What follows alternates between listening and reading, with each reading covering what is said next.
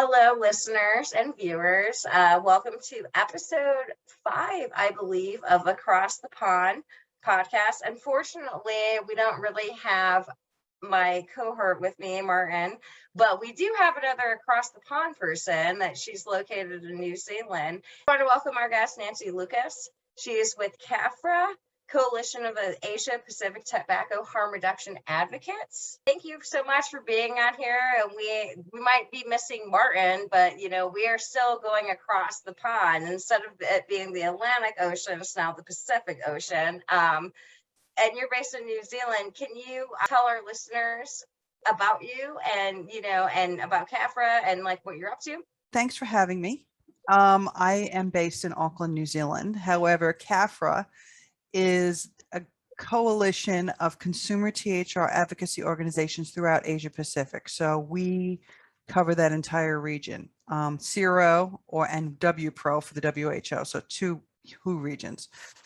And pretty much what we do, what CAPHRA does, is that all these organizations come together and we work together and we help each other. It's almost like a big family. There's issues in countries that sometimes relate in other countries. And sometimes, for example, like with what we've done in New Zealand, because I'm also the director of AVCA, which is Aotearoa Vapers Community Advocacy, we take the stuff that we've done and share it with the other organizations to help them in their advocacy. So it's interesting what we do, especially because of the geographic distance, the cultures, the languages, and the different perspectives that they have on tobacco harm reduction. So. Well, I know. So I pretty much asked you to be here because of this explosive Bloomberg, interference out and, the lower to middle income countries or whatever, specifically the Philippines. And you've been quoted in so many things on this interference, and because you're in so many of you seeing all these countries that you're overseeing, as a director, can you kind of talk more about that? Okay, well, interesting. We refer to him as Voldemort, by the way. We don't use his name, but anyway. Oh, I know that's a good name for him. Perfect name for him, yeah.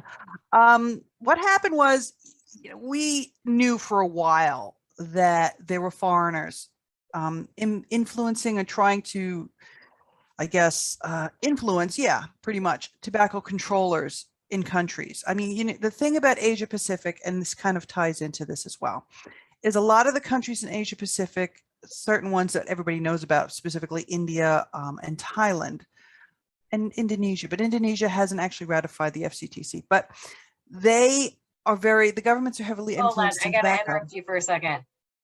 FCTC, can you explain to our listeners what that is? Okay, Framework Convention of Tobacco Control. It is an agreement with countries throughout the world. I think it's 138. I'm not sure. We're going to have to check that. They agreed to certain guidelines and certain actions that they would do to reduce the harm of tobacco globally in their populations for public health. Okay, so that's what the FCTC, Framework Convention of Tobacco Control. Anyway, in Asia, it's cool. In Asia, there are countries that the governments have interests in the tobacco production and manufacture. India comes to mind, Thailand comes to mind, Indonesia comes to mind. Now, those countries, interestingly enough, and this is kind of weird, they're also very heavily involved in the WHO FCTC, which is a bit hypocritical when you think about it, because it benefits them to have people use tobacco products, combustible tobacco, or in the case in India, oral tobacco like Gutka, things that, the thing that will hurt you. Those countries were the countries that were targeted by these non-governmental organizations, NGOs, that receive funding from the Bloomberg philanthropies for tobacco control. Now, in the Philippines specifically, the president there had stated on numerous occasions that he was very anti-e-cigarette. He's very anti-smoking as well, okay? But there were people in the government that realized the potential of this, and people in the medical profession that realized the potential of this. So when it was found out that the FDA, because they have an FDA in the Philippines as well, the FDA actually sought out funding from these people Whoa, for whoa, their whoa. tobacco. They sought it out? Sought it out, but here's the thing. They were informed that this money was available and that they could apply for it. Oh, okay. And all of that. And it's kind of scary. Scary because these are people, I don't know how I'm going to articulate this. These are people that are in a position to do a lot of good. And they've taken that power, I guess, for lack of a better term, and instead of doing better for the public or the people they're supposed to be helping, it's basically self-interest. And that's the problem. Okay. And now when we tie that in to what is going on with the WHO as well, okay, and the fact that every report that they issue about tobacco, funding from Bloomberg philanthropies, the scary part for the general public is that who can you trust? If, let's just say, okay, public health agencies are operating based on needs for funding as opposed to the scientific evidence, and yet they are considered the experts, are they really the experts? Because are they looking at things objectively? Are they analyzing and assessing situations on the ground according to what is happening at the coalface? And see, this was one of our big issues, was especially with India at the time. The WHO can come out with guidelines, and I want to explain this so that people understand this. When the WHO comes out, they Can I offer. interrupt you for 1 second? Yeah. Is New Zealand a actual signatory of the FCCC? Okay, all right. I mean, we're in this across the pond podcast. Okay, Yeah. I'm in the U.S. We're not. Thank God, right now we're not. We're not a signatory. We're not even in the FCCC right now. I know, but look what's happening. But anyway, exactly. Hopefully you edit this properly and I don't look like a complete idiot. Okay, so what happens is the WHO makes these, it's for people to understand. The WHO makes guidelines to signatories to that framework convention. And a lot of times these countries come away from the conference of parties or the regional meetings and take it as this is the way we're going to do it. Yes. And they don't even look at it. Yep. Right. They automatically put in, oh, we got to have a crazy tax because the WHO told us we had to have it. Yes. Right. Because they're the experts, right? So they should know what they're talking about. The problem now comes in, and I'm trying to make this easy, and it's not an easy thing, but the problem comes in is that you've got these people from overseas that are influencing the recommendations and the policy guidelines with absolutely no idea of what is actually happening in those countries that are going to implement those guidelines. Okay, correct me if I'm wrong. I mean, you've been doing this a lot longer than I have. And, thanks to TPA handed me this Bloomberg report, and I started looking over it. I was like, wow, this dude has got his influence everywhere. Yeah. But it looks like Bloomberg, took all of this New York City, and I can hear your New York accent. I'm pretty sure all of our viewers can, hear that New York accent coming in there. But it seems like he took all of his New York City policies and then just applied them to the world. Like if you look at Bloomberg during his time, he did, the ban, cigarette tax, sugar on the soda. No, sugar, don't get me. If we start on that one, we'll get We're not gonna. We don't have that much time. But Bloomberg has taken his platform, let's just say, when he was the mayor of New York City, and also his platform from his failed presidential bid, and gone global with it. He's a man on a mission. He has something to prove. I'm not entirely sure what it is that he's trying to prove, except to say maybe, I've got a lot of money and money buys. He wants to be the world's daddy, is what it kind of looks like, but, Yeah, it kind of feels like that. But it's causing more harm. I mean, the bottom line here, Linz, is that these things are causing more harm than good. And ultimately, who is going to be the one who is going to be responsible for the harm that's being caused? And it's not just the harm to the people that don't have access to what they need. It's also the harm to the validity of scientific expertise. Who do you trust? Yeah. Oh, as you're watching in the States right now. Yeah. And a good point. You're out in Pacific, Asia. Mhm. Can you give our viewers like just some introspective on what are regulations like over there? I'm assuming with all the different countries that it's probably a hodgepodge of what's Okay. good and what's not. And I'll start New Zealand. Obviously, we're regulated now, and they're instituting regulations. Then we jump across the Tasman, and as of October 1st, nicotine is only available in Australia on a prescription model. Not a good situation. No. Okay, now we're going to jump over again, and the Wait, hold on. Philippines is Let's take it back. Prescription model for like vaping, correct? for In nicotine. Yeah, Australia. for nicotine. But Yeah, if I wanted to go buy a pack of cigarettes, I could just show up at the store. Or do I pretty have to much. see doctors, No, you don't need a doctor's note to buy a pack of cigarettes. No.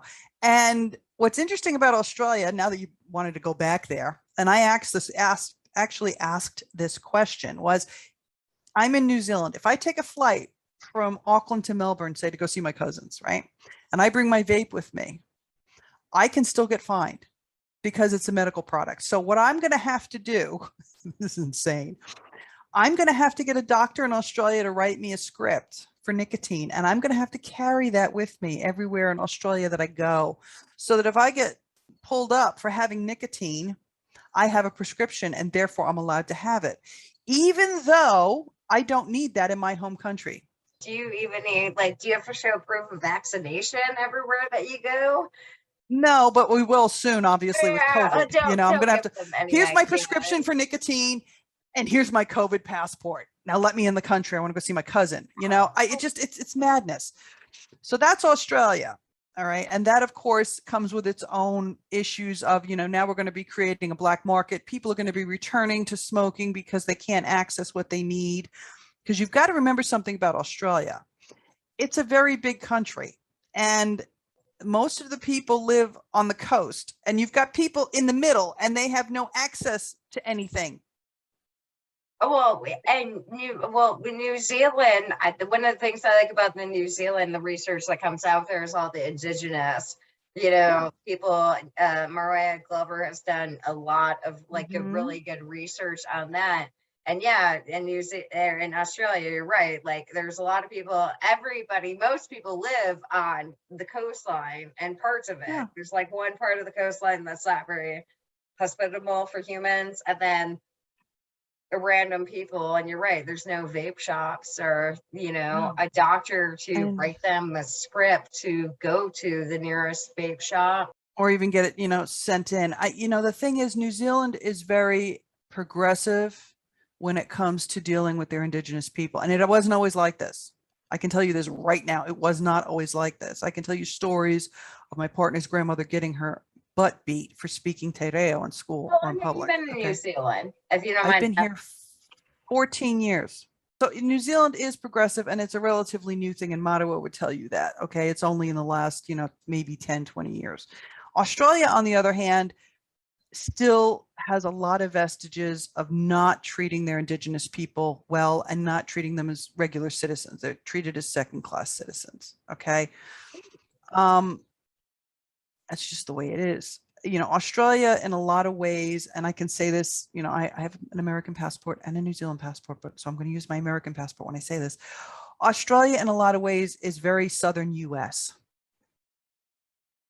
And I think that probably would make it very clear to most people what I'm talking about. I'd say I lived in South Carolina. I'm from Michigan, and I lived in South Carolina at 18. So I know exactly what you're talking about. Yeah, this is like, Alabama 1971. Let's put it that way. So anyway, that's Australia. So now I'm going to jump up to Korea. Now, Korea, heated tobacco is very big. Also in Japan. Okay. Now, culturally speaking, the reason that Heated tobacco, can you explain to our listeners about like Japan? Because doesn't Japan actually have, doesn't their state actually own a tobacco company? yeah, Japan. Okay, let's talk about Japan. Korea also, but Japan. In Japan, there's a company called JTI, Japan Tobacco Industries. Okay, they also have an interest. This is a good counterpoint for what I'm going to say about India. They have interests in the tobacco in Japan. However, in Japan, safer nicotine products are not treated like an anathema like they are in, say, India. That is because in Japan, they were able to convert their mindset and I guess their manufacturing processes to create heated tobacco products. And heated tobacco products are some of them look like actually a little cigarette, but they don't light up, they don't combust, they get heated. Okay. And the thing is, these are very popular. Now, keep in mind, Japan used to have the highest smoking rate. I mean, those people chain smoke like chain smoke. Okay. And it was then that it was when I went to Japan that I understood why heated tobacco was so much more popular than vaping. Never mind, nicotine e-liquid is illegal in Japan, but cultural. This is where the cultural thing comes in. Okay.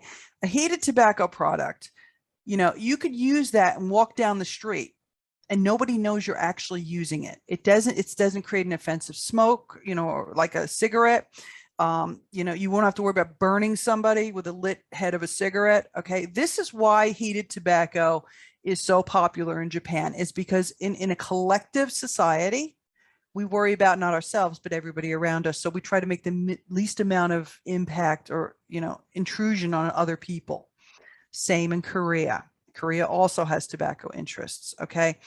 So these two, when you look at heated tobacco in North Asia, so say Japan and Korea, yes, they're very popular. And they've also helped those countries reduce their combustible tobacco smoking rates. I mean, they've dropped dramatically. I think David Sweeter has done a bunch of presentations and papers on this. Okay.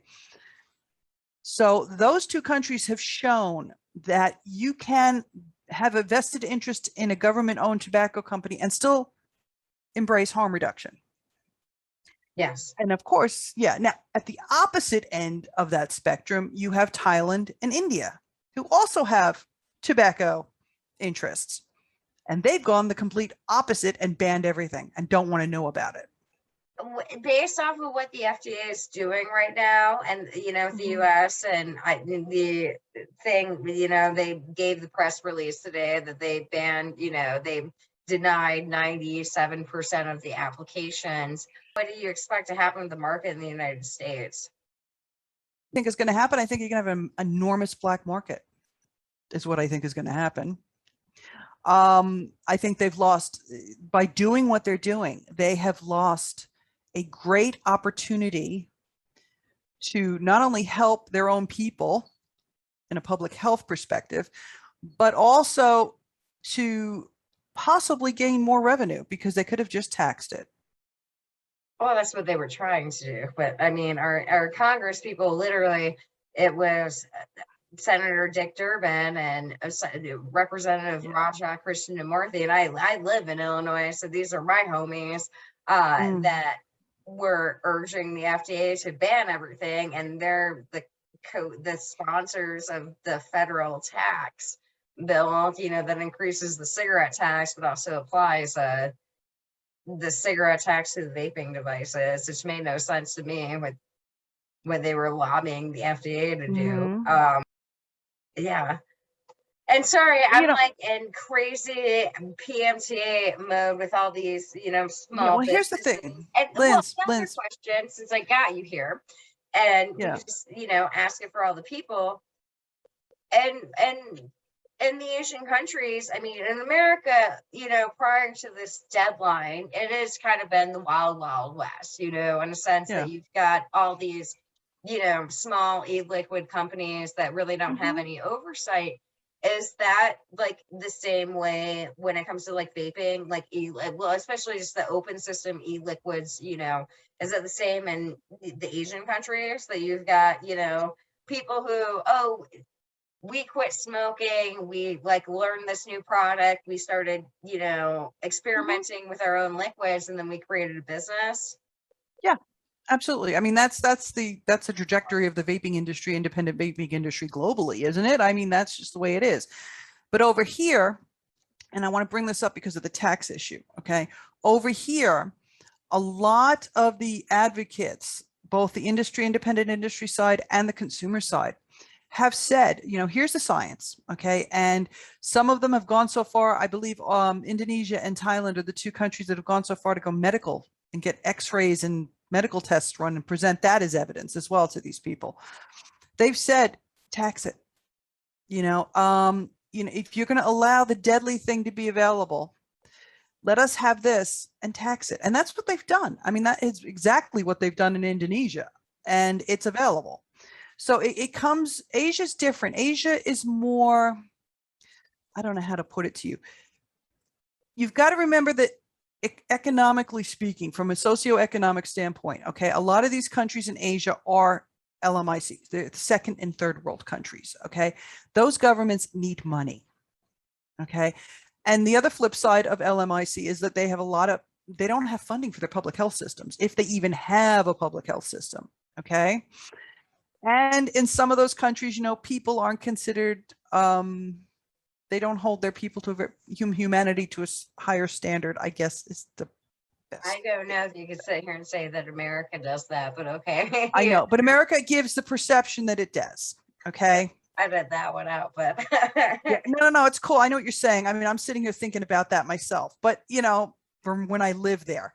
So there's no problem in Asia with people saying, well, tax it, in like say for Indonesia, those second and third world countries. Now in New Zealand, it's different. New Zealand, they're going to tax it at the regular good and services tax, which is like 15%. And saying regulating it. I mean, the biggest problem with America right now and like handling these e-liquids is that, okay, as the example that I just give, like Joe Blow on the street, like you've got an e-liquid manufacturer that they've got 3 liquids and they offer it in 3 different nicotine strengths and they offer it in 3 different bottle sizes. So you've got 3, 3, and 3. And now you've got 9 different tests that have to be done from like the regulatory, standpoint, because you have to do it based off of all of those parameters. Is that the same way that all of these Asian countries are regulating, especially just open systems, e-liquids? No. The way it's being regulated, and this is a generalization because everybody's got their own little tweaks, okay, is that it's the ingredients. So pharma grade nicotine and pharma grade diluents like VG and PG. There's no restriction on flavors yet. In New Zealand, however, the only restriction on the flavors, and it's this long regulation thing, but you can't use like cinnamonide and all these, the things we know that are bad, right? Yeah, I mean, it's all chemistry. There is in New Zealand has a whole listing of chemistry, but and to be clear, New Zealand's regulations are not perfect. I mean, there still needs to be some tweaking done because the people who wrote the regulations didn't actually understand the composition of e-liquid. So there are some things that are just going to be like, well, we're not going to be able to do that now because this, some flavoring compounds contain certain things that are banned in their ban list because they didn't understand that even though they exist in e-liquid, they exist 1,000 times more potently in an e-cigarette, but the cigarette's legal. So everybody's got those issues. I mean, they do. But in terms of access, the only restriction that we have here in New Zealand is that general retailers, so like your 7-Eleven, not that we have them, but they call them dairies over here, and your gas station, your petrol station, you can only get tobacco, mint, and menthol. But you have to be in a specialist vape shop to get everything else. Oh, that was the new regulations, right? Yeah. I got the email from them earlier this week that they're, correct me if I'm wrong, like vaping products are still available where cigarettes are sold. It's just not tweaked or, personalized vaping products. It's just like. Right. It's just like plug and play, like a pod.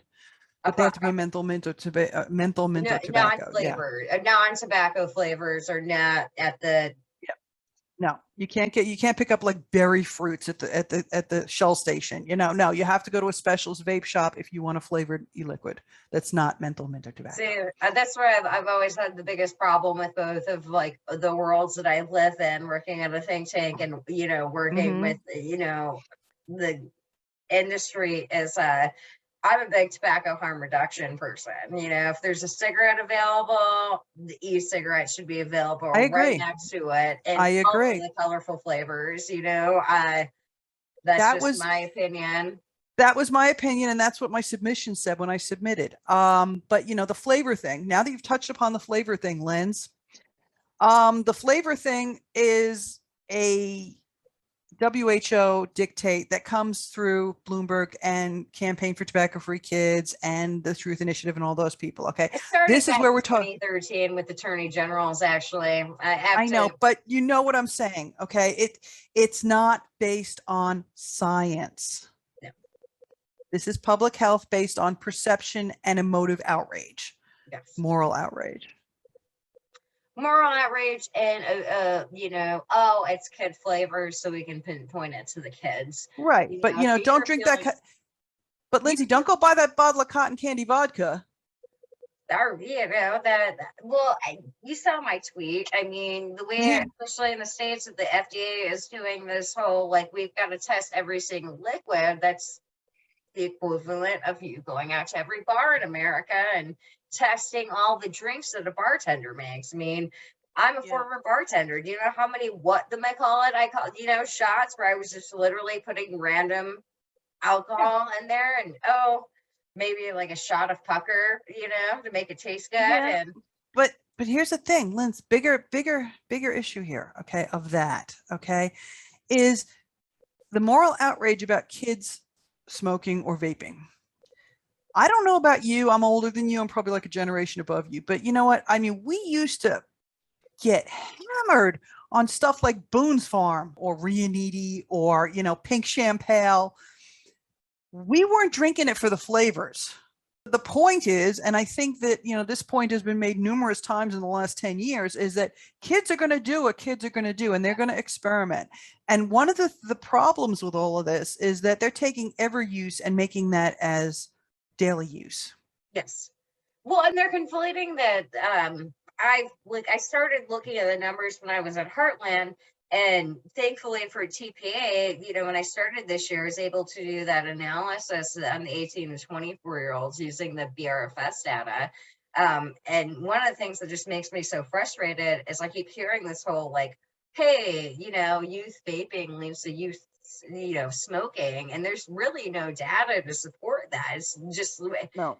And I'm like, I keep hearing it from like, news articles and everything. It's like, wow, you're using Matt Myers, which like, once again, there's no data for that. Like, oh, you had one survey. I went through all 50 states for the BRFS data, and 18 to 24-year-old smoking is at its lowest levels ever. And actually even comparing the numbers, what I did was, the 10 years after the MSA and then 10 years after 2009.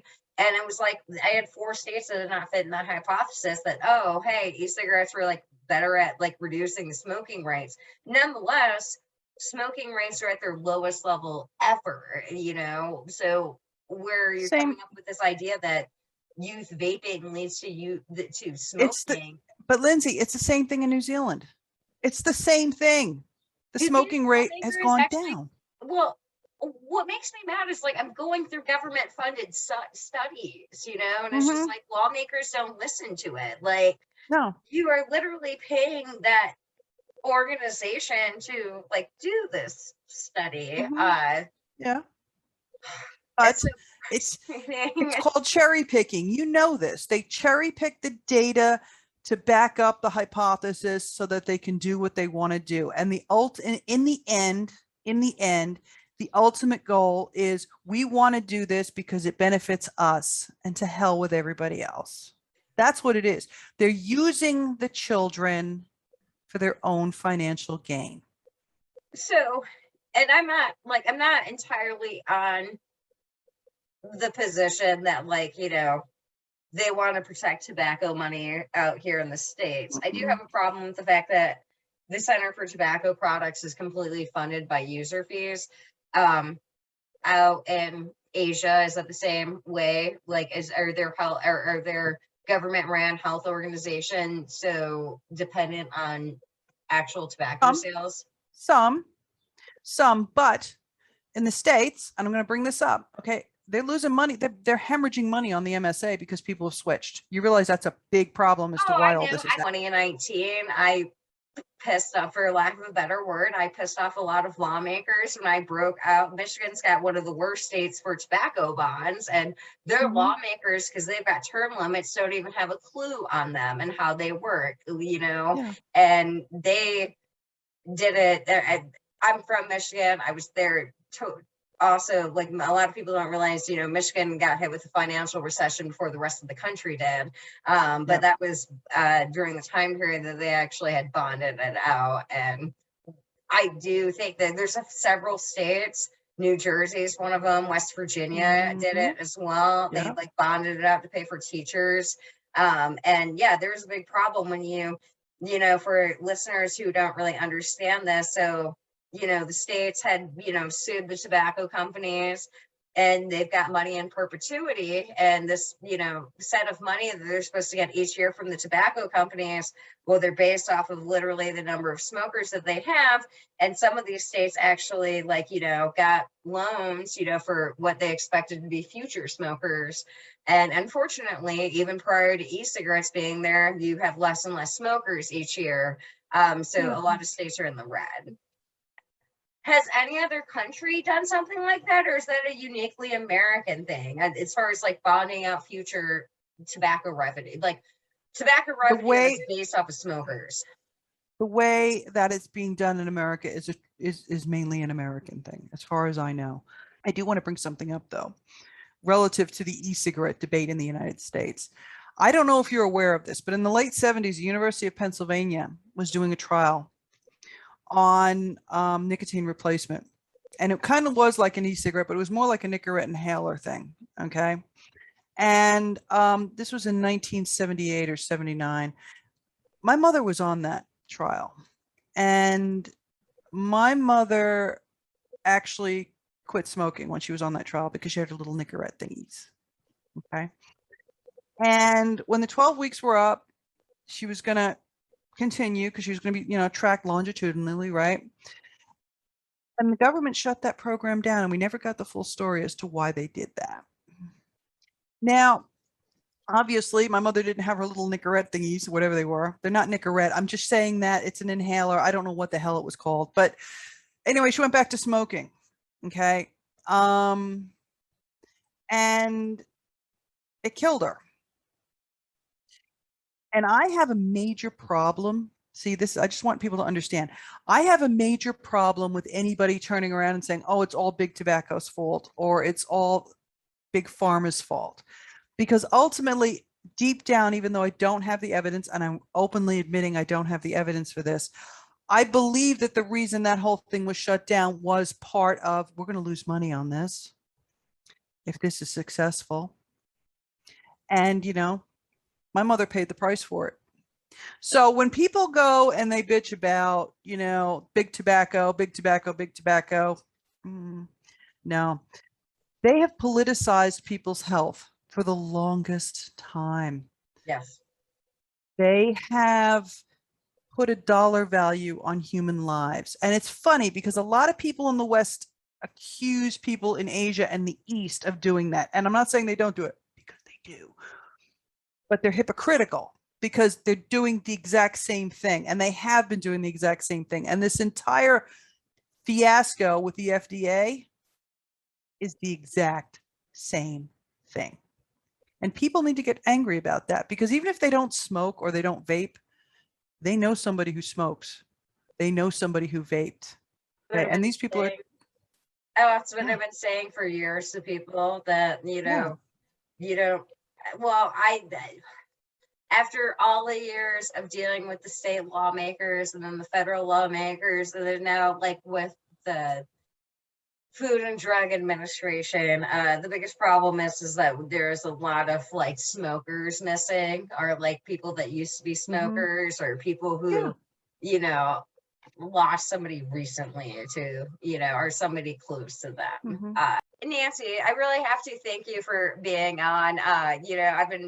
Because of TPA, I've been following Bloomberg a little bit Mm-hmm. too much, and I know you're kind of like, neck in there. And thank you for being the person that's like telling all the lawmakers out in Asia, in the Philippines especially, like, hey, dude, like, look at this New York billionaire that's coming in and trying to tell you how to run your country and everything.